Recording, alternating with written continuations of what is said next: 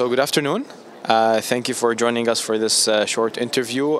First, I'd like to introduce yourself and the organization that you represent.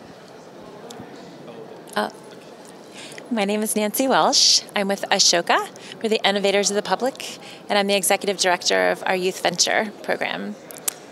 Ashoka and the Sharq, what's in common? What do both entities share in common?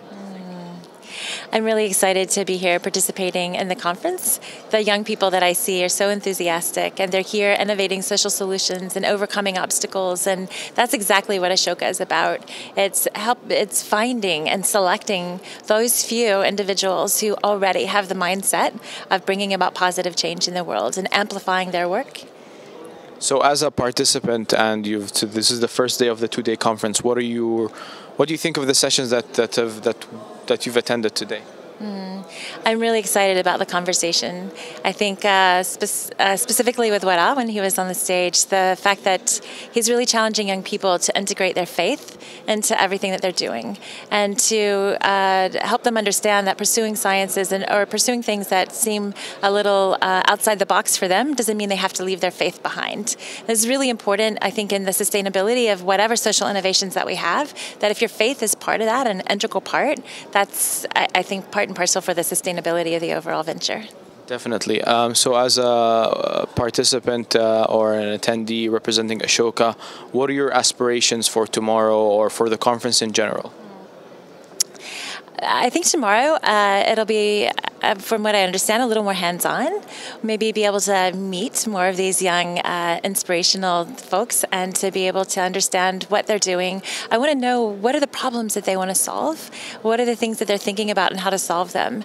I work with Ashoka on a global basis, and what I find is a lot of the problems are the same in every country around the world.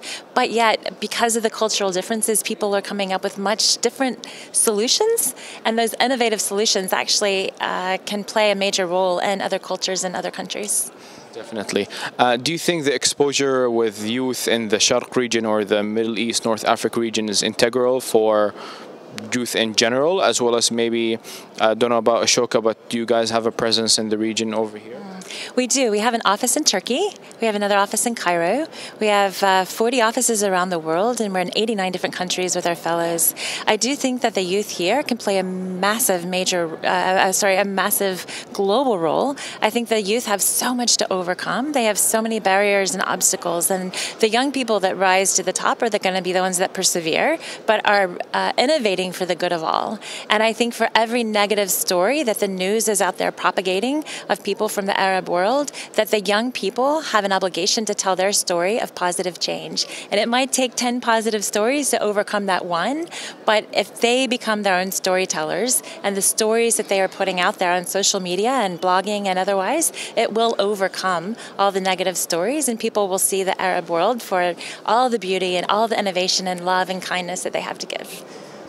On an end note to this great interview, what would you tell the participants of this year's conference, or probably the participants of future conferences for Sharq?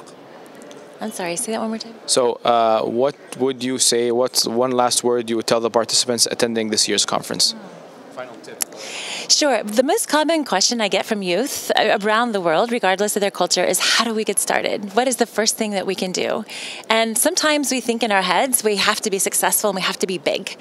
I think the most important thing is to be small and to start in your backyard, to start right in your own village, your own school, right into your own home even. Because there are things that your family's facing, things that your neighbors are facing, and if out of empathy you step into their shoes and really understand those issues, it's going to give you ideas, and it's going to allow you to be able to collaboratively solve that problem.